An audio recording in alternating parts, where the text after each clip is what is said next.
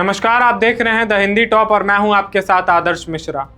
जब भारत की आज़ादी की लड़ाई की बात होती है तो हमारे सामने कुछ बड़े नाम तुरंत आ जाते हैं, जैसे महात्मा गांधी, भगत सिंह, सुभाष चंद्र बोस, रानी लक्ष्मीबाई और सरदार पटेल जैसे कई नाम।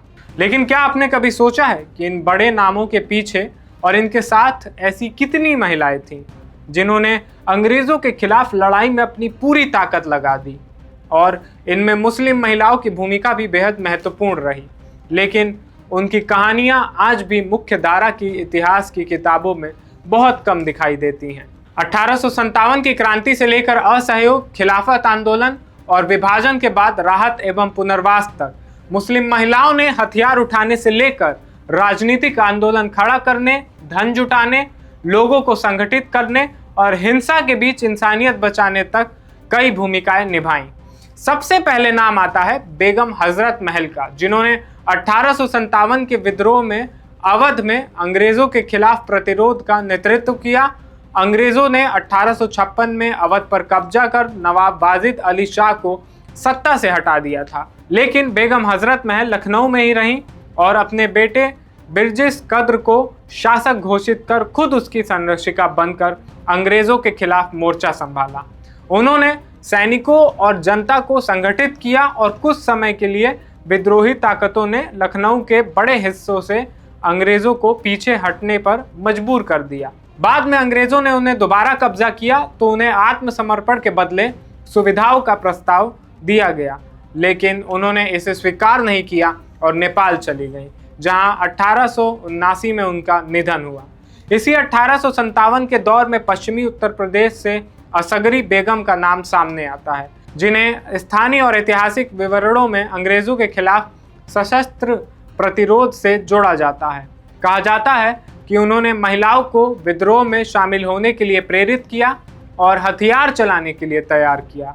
विद्रोह दबने के बाद उन्हें अंग्रेजों ने पकड़ लिया और उनकी मौत से जुड़े विवरण बेहद क्रूर बताए जाते हैं।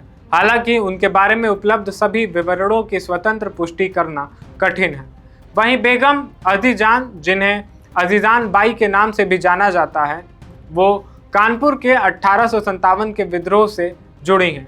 ऐतिहासिक विवरणों में उन्हें घुड़सवारी और तलवारबाजी में कुशल बताया गया है और कहा जाता है कि उन्होंने महिलाओं का एक समूह संगठित किया जो विद्रोही सैनिकों तक संदेश और सामान पहुंचाने जैसे काम करता था। एक और दिलचस्प नाम है मुंदर, जिन्हें रानी लक्ष्मीबाई की सहयोगी और अंगरक्षक के रूप में कई ऐतिहासिक विवरणों में याद किया जाता है। युद्ध के दौरान उनके रानी के साथ रहने का उल्लेख मिलता है और उनकी कहानी इस बात की याद दिलाती है कि 1857 का संघर्ष सिर्फ किसी एक धर्म या समुदाय की लड़ाई नहीं था, बल्कि अलग अलग समुदायों के लोग अंग्रेजी सत्ता के खिलाफ साथ खड़े हुए थे।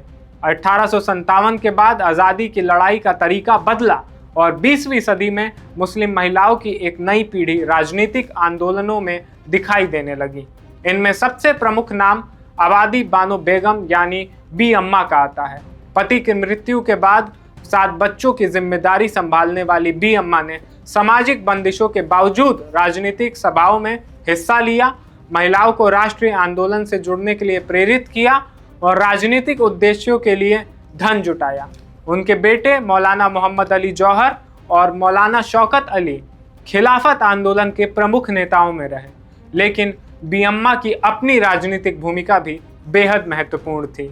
उनके बाद अमजदी बेगम, जो मोहम्मद अली जौहर की पत्नी थीं, उन्होंने भी खिलाफत और राष्ट्रीय आंदोलनों में हिस्सा लिया, महिलाओं को संगठित किया, राजनीतिक गतिविधियों में सहयोग दिया और जामिया मिलिया इस्लामिया के शुरुआती दौर में सहायता करने से भी उनका नाम जोड़ा जाता है।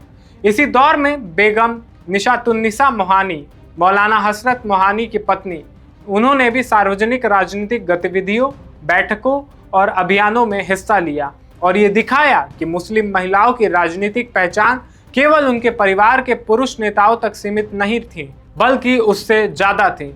सआदत बानो, जो राष्ट्रवादी नेता सैफुद्दीन किशलू की पत्नी थी, लेखन, सार्वजनिक भाषण और महिला संगठनों के जरिए राष्ट्रवादी गतिविधियों से जुड़ी रहीं और महिलाओं के अधिकार, शिक्षा और राष्ट्रीय आंदोलन जैसे मुद्दों पर आवाज़ उठाती रहीं।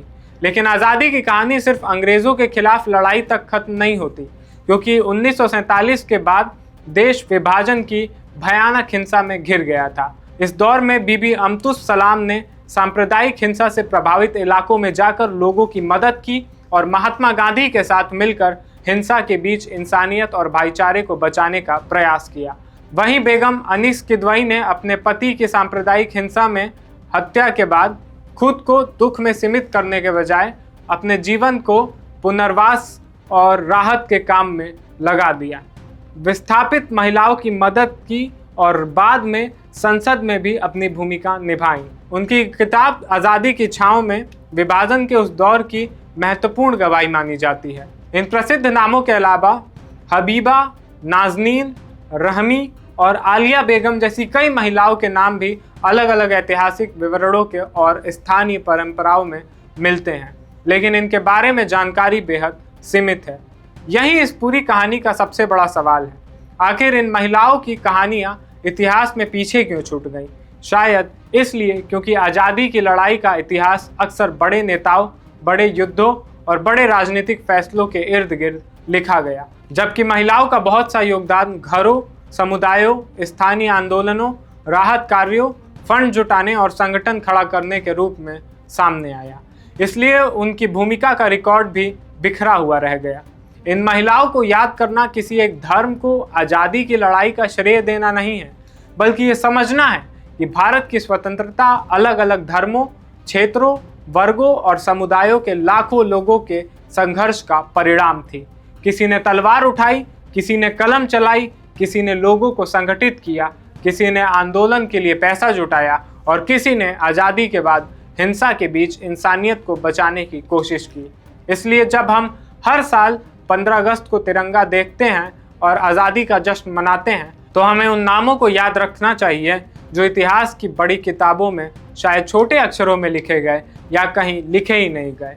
बेगम हज़रत महल से बी अम्मा तक और असगरी बेगम से अनीस किदवई तक इन मुस्लिम महिलाओं की कहानियाँ हमें याद दिलाती हैं कि भारत की आज़ादी की कहानी किसी एक नेता, किसी एक समुदाय या किसी एक विचार की कहानी नहीं, बल्कि अनगिनत कुर्बानियों और संघर्षों की कहानी है। अगर आपको हमारी ये रिपोर्ट पसंद आई हो तो वीडियो को ज़रूर लाइक करें, और अभी तक अगर आपने हमारे चैनल को सब्सक्राइब नहीं किया है तो ज़रूर सब्सक्राइब कर लें, और इसके साथ ही द हिंदी टॉप को सोशल मीडिया प्लेटफॉर्म्स जैसे कि फेसबुक, इंस्टाग्राम और एक्स पर भी ज़रूर फॉलो करें।